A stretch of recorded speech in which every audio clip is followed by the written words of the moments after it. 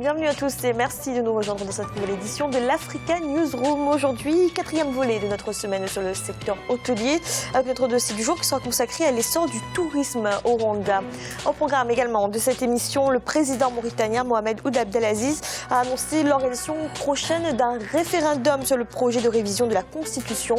Et au Togo, 2 milliards de francs CFA sont octroyés par le gouvernement pour indemniser les victimes politiques. Et pour nous accompagner pendant cette émission, Augustin Nibizi, vous êtes consultant sur le développement du tourisme. Bienvenue. Merci. Et avec nous également notre éditorialiste Alfred Chongo. Bienvenue Alfred.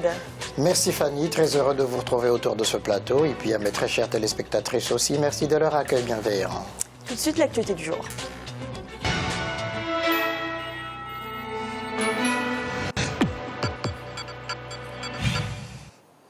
Le projet de révision constitutionnelle en Mauritanie va être soumis à référendum. Le président Mohamed Ould Abdelaziz l'a annoncé ce mercredi après le rejet du texte par le Sénat. Aucune date n'a été indiquée, mais le chef de l'État souhaite qu'il soit organisé le plus rapidement possible. Franck Dauphina. En Mauritanie, le projet de révision constitutionnelle approuvé par l'Assemblée nationale mais rejeté par le Sénat sera soumis à un référendum. C'est ce qu'a annoncé le président Mohamed Ould Abdelaziz mercredi soir. Il était devant la presse 2 jours après avoir rencontré les différents groupes ayant participé au dialogue politique national. Par ce rejet, nous sommes arrivés à une situation de blocage. Or, nous avons une porte de sortie. Aller au référendum conformément à l'article 38 de la Constitution. Cet article offre incontestablement au président le droit de recourir au référendum. Pour l'heure, aucune date n'a été retenue pour l'organisation du référendum. Du côté de l'opposition n'ayant pas participé au dialogue, on rejette la volonté du pouvoir d'aller à ces consultations. Il a le droit de recourir à la voie référendaire, mais il avait déjà fait son choix. Il ne peut pas choisir les 2 voies à la fois.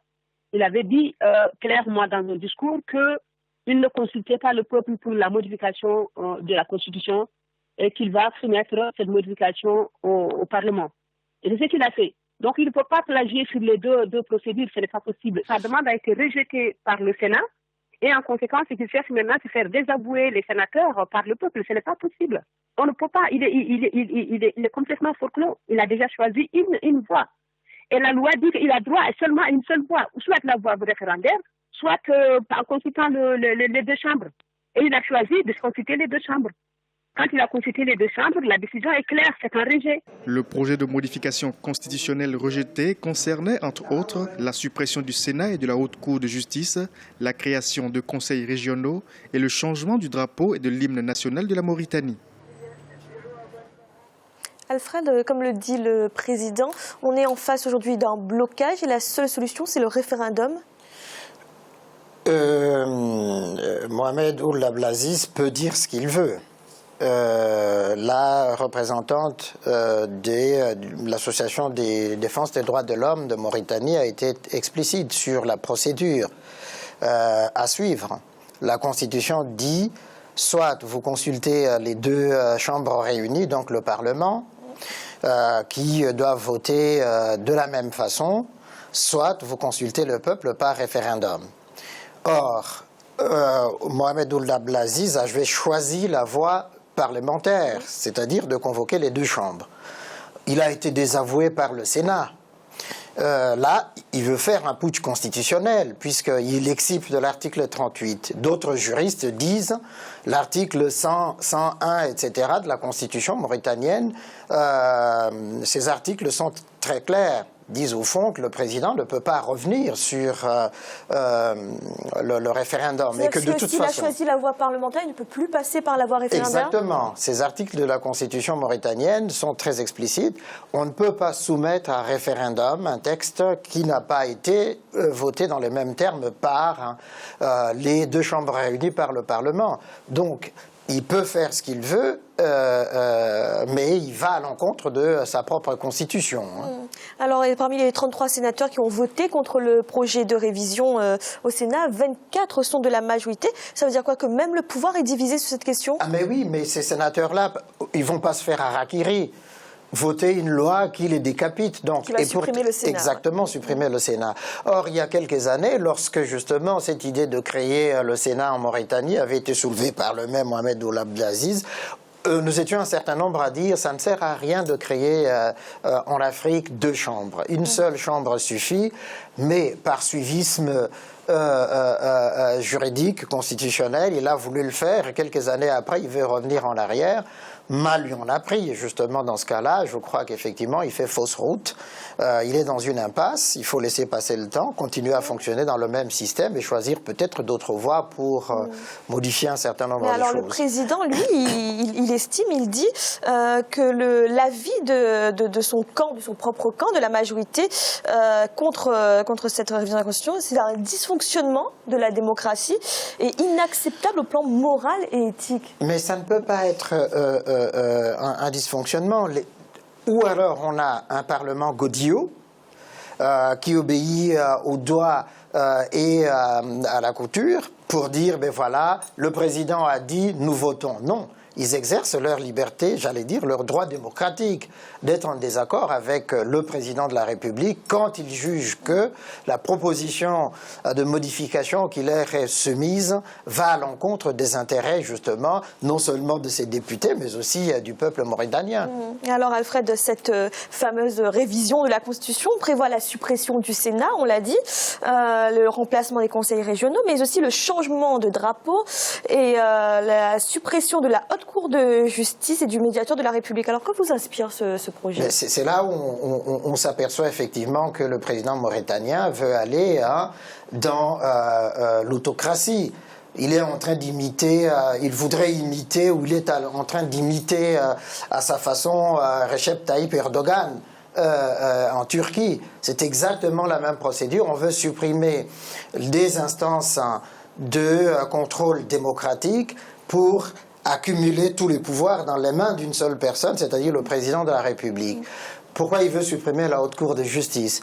À la limite, l'une des mesures les plus faciles à faire, la transformation du drapeau, ça importe peu, il n'y a rien d'extraordinaire là. Mais lorsqu'on touche à des structures, à des institutions comme la Haute Cour de justice, là, ça crée un souci. Qu'est-ce que ça implique de supprimer la Haute Cour de justice, par exemple? Mais là, il est à la recherche de plein pouvoir, en réalité. C'est-à-dire, vous supprimez la Haute Cour de justice et dire, ben voilà, vous commettez des forfaits, vous commettez des trahisons, vous ne pouvez plus être jugé par cette cour-là, donc vous êtes au-dessus de la loi. Le risque, il est dans ces sens-là. Merci. Dans l'actualité également, 2 milliards de francs CFA, c'est le montant mis à la disposition du Haut Commissariat à la réconciliation et au renforcement de l'unité nationale par l'État togolais. Cette somme est destinée à indemniser les victimes politiques de 2005 au Togo et fait suite aux recommandations de la Commission Vérité, Justice et Réconciliation. Reportage de notre correspondante Aimé Fakofi. Le Haut Commissariat à la réconciliation et au renforcement de l'unité nationale entame à compter du 24 mars la mise en œuvre du processus de réparation des victimes de violences politiques au Togo de 1958 à 2005. En possession des 2 milliards de francs CFA octroyés par le gouvernement togolais, le HCRUN pour cette première étape entend soulager les victimes de 2005. Elles sont au nombre de 7000 et sur ces 7000 victimes, 2500 réparties sur l'ensemble du territoire seront prises en charge par les 2 milliards de francs CFA de l'État togolais. Les propositions de réparation d'ordre financier vont crescendo. Donc ça va du plus petit montant au moyen montant et au montant high. Par conséquent, on a catégorisé aussi ces victimes-là. Il va y avoir également donc ce que nous entendons dire une semaine de purification sur toute l'étendue du pays. Et là, ce sera l'affaire des religieux.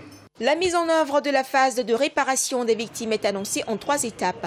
La phase de sensibilisation, celle de purification et la phase d'indemnisation proprement dite. Les 2 milliards, c'est très peu dans une dynamique de tourner en quelque sorte la page. Acceptons cette participation symbolique du gouvernement pour réparer les choses. Dans les processus de réparation, il y a ce qu'on appelle le vetting, qui consiste à extirper de l'appareil de l'État s'est présumé auteur de ces violences pour apaiser le cœur des victimes. Au titre des indemnisations, la recommandation 53 du rapport de la Commission Vérité, Justice et Réconciliation précise qu'elles doivent être par nature symbolique.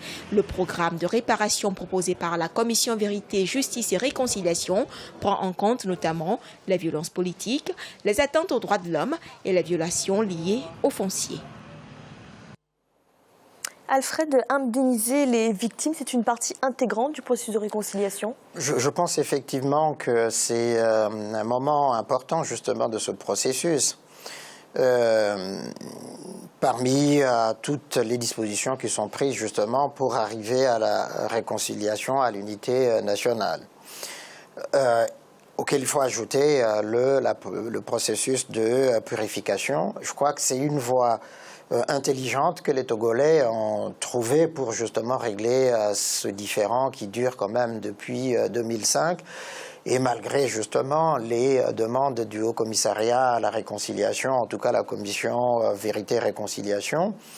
Ça a trop traîné, mais enfin, qu'à cela ne tienne, là, c'est symbolique, effectivement. Ça montre que, l'État, les parties prenantes à cette réconciliation, tous sont d'accord pour se retrouver autour de ce processus et surtout autour de la cérémonie de purification qui arrivera plus tard. Je crois que c'est une bonne manière de faire, c'est-à-dire il y a l'inspiration sud-africaine qui est là, mais chaque pays trouve les moyens justement de régler le problème. Il y avait les gachacha au Rwanda. Ouais. Oui, alors peut-être un mot là-dessus, le processus de réconciliation. Qu'est-ce que cela vous inspire par rapport à la situation au Rwanda, dont vous êtes originaire? En fait, quand je regarde mon histoire, c'est vrai qu'après le tragédie, donc le génocide que nous avons connu, c'était difficile au Rwanda entre les deux peuples de se comprendre. Et le gouvernement a mis en place l'unité et la réconciliation entre les deux peuples. Et je crois que c'est une autre façon d'avancer. Parce que vraiment, quand il n'y a pas la réconciliation, quand il n'y a pas un peuple qui vient pour dire pardon, qui accepte qu'il a commis un crime ou qu'ils acceptent leur tort, c'est difficile d'avancer. Et aujourd'hui, donc 23 ans après, à chaque fois quand je retourne au Rwanda, je vois vraiment l'avancement parce que pour pouvoir ne serait-ce que faire quelque chose, que ce soit le développement économique, il faut qu'au sein de la population, il puisse y avoir la paix et la réconciliation, c'est la base, c'est le ciment. Alors justement, Alfred, là on n'est que dans la première phase uniquement de cette indemnisation. Ça doit remonter jusqu'à 1958. C'est important d'aller sur toute cette période? Évidemment, il y a les traumatismes justement des années pré-indépendance et puis post-indépendance. Et comme là, on est dans le domaine des symboles, si on peut le faire, tant mieux. Mais il ne faut pas oublier non plus, alors parce que j'entendais une personne dire que c'est très peu. Non, mais il faut voir aussi quel est l'état du budget du Togo. 2 milliards de francs CFA. 2 milliards de francs CFA pour 7000 victimes. Ça fait une moyenne de 290 000 francs CFA pour une victime, soit à peu près 400 €. Qu'est-ce que ça veut dire? Que ce n'est pas à la hauteur du préjudice subi ou est-ce que c'est juste un montant symbolique? En réalité, aucun préjudice n'est réparable en tant que tel. Il faut des symboles, il faut des signes, il faut l'acceptation. L'acceptation de ce qui s'est passé pour apaiser les uns et les autres et ensuite passer à une autre étape. C'est-à-dire que si l'État avait des moyens illimités, il n'aurait pas hésité justement à le faire. Mais là, je crois que pour le coup, la justice transactionnelle comme ça, c'est une très bonne chose. Merci. Nous allons marquer une courte pause. Dans la deuxième partie de l'Africa Newsroom. À tout de suite.